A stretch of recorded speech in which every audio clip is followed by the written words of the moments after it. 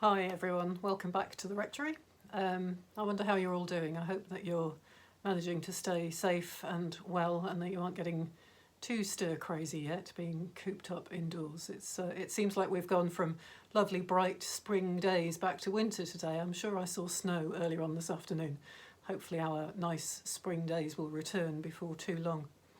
It's Saturday evening, and this is the time of the week when I'd normally be trying to finish a sermon for tomorrow morning, but of course at the moment I don't really need to do that. So instead I've been thinking about what might be helpful to people in terms of something that I can share with you.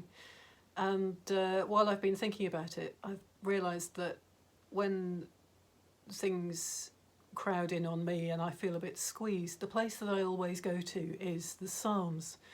And so I thought maybe I would do a few recordings of sharing some of my favourite Psalms with you and just speaking a little bit about what they mean to me and what they say to me. And I thought I'd start with a Psalm that I love, but a Psalm that's very, very familiar to all of us, and that's Psalm 23. Which of course we all know very well, and it goes like this. The Lord is my shepherd, I shall not want. He makes me lie down in green pastures. He leads me beside still waters. He restores my soul. He leads me in right paths for his name's sake. Even though I walk through the darkest valley, I fear no evil, for you are with me. Your rod and staff, they comfort me. You prepare a table before me in the presence of my enemies. You anoint my head with oil. My cup overflows. Surely goodness and mercy shall follow me all the days of my life, and I shall dwell in the house of the Lord my whole life long. So words that are incredibly familiar to all of us, so familiar perhaps that we hear them sometimes without really thinking about them. But I've been thinking about how in all situations of life the Lord is our shepherd, how he guards us and looks after us. And having come from Swaledale, of course, very rural community, I remember talking about Jesus as our shepherd and asking a group of children that we were doing Forest Church with one afternoon, so tell me about shepherds and what makes a good shepherd. And of course these were all children who had sheep of their own and were very familiar with shepherding. So we had things like, well, a shepherd looks after their sheep, the shepherd feeds them and takes care of them, the shepherd protects them from danger. And then one little boy said, and then the shepherd eats the sheep, at which point you sort of think, perhaps we'll not go too far with this comparison between shepherds and Jesus. It's always good not to push an analogy too far because, of course, Jesus doesn't eat his sheep. But that image of Jesus as our shepherd, the one who looks after us, who gives us all that we need, who provides for us, but who also protects us when it talks about his rod and his staff. That's his way of guiding the sheep, of kind of hiking them out of trouble if they look like they're going to fall off a precipice or whatever. But there's the line in that psalm about walking through the darkest valley. Now that's often translated differently. There are various versions that talk about walking through the valley of the shadow of death. And that's they're both equally good translations of the original Hebrew. The Tzal Mavet, the valley of shadow that's so dark that you can't see through it at all, the darkness of death. And I think in many ways that's appropriate to the situation that we find ourselves in. A situation of feeling, certainly I've felt it, I imagine that you feel it too, but of feeling like the shadows are closing in on us, feeling like death is sort of hovering around the edges of everything that we do at the moment.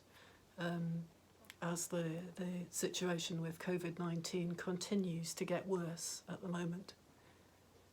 But the psalm tells us that even in those times of deep darkness, those times when we're walking through the shadow of death, we have nothing to fear, because the Lord, who is our shepherd, walks with us every step of the way. He keeps us out of danger, he protects us, and he walks through all of the difficulty and the darkness that we face. He's right in there, in the muck and the dirt with us, walking through the darkness and the fear that we face, the fear that kind of nibbles around the edges even when we're not really aware of it. But Jesus is in there with us, walking with us every step of the way. And I think that's really helpful to hold on to and to remember. The Lord is my shepherd, I shall not want. He makes me lie down in green pastures. He leads me beside still waters. He restores my soul. He leads me in right paths for his name's sake. Even though I walk through the darkest valley, through the valley of the shadow of death, I fear no evil, for you are with me, and your rod and staff, they comfort me.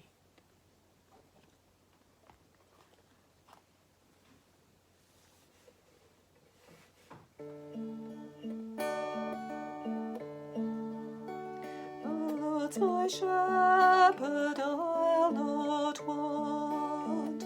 He makes me lie in pastures green. He leads me by the still waters. His goodness restores my soul, and I will trust in you alone, and I will trust in you alone, for your endless mercy follows me, your goodness will lead me home. He guides my ways in righteousness, and he anoints my head with oil, and my cup it overflows with joy.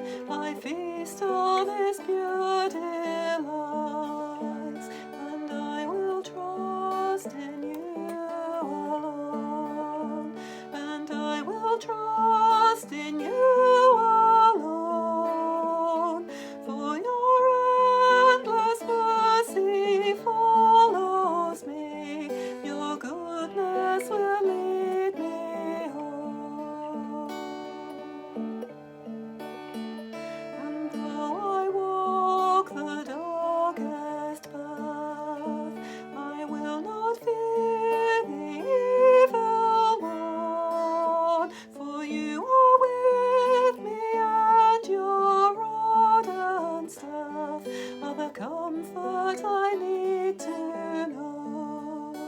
And I will trust in you alone, and I will trust in you alone, for your endless mercy follows me, your goodness will lead me home, and I will trust in you alone, and I will trust in you alone, for your endless mercy follows me, your goodness will lead me home.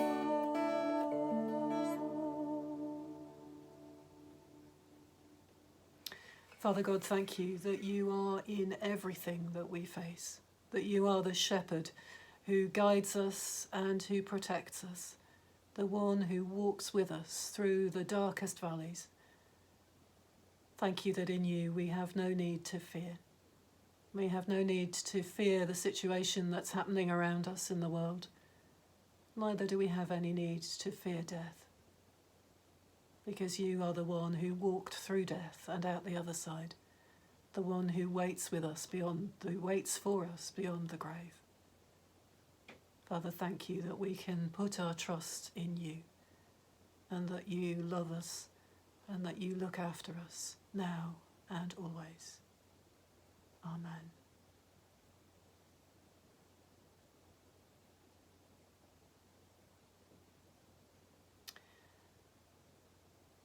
I'm going to aim to record some thoughts about a few more psalms in the days to come. But I wonder if you have a favourite psalm, perhaps you'd like to share your thoughts about it. You don't have to make a video, but you can, of course, if you'd like. Or you might just want to put a comment underneath this video on Facebook. Anyway, I hope that you're all doing okay. You're very much in my thoughts and in my prayers. Remember that I'm here if it would be helpful to chat. And also, if you find yourselves needing practical help, please do get in touch. I'm here to help. Okay. Take care, all of you. Bye for now. God bless you.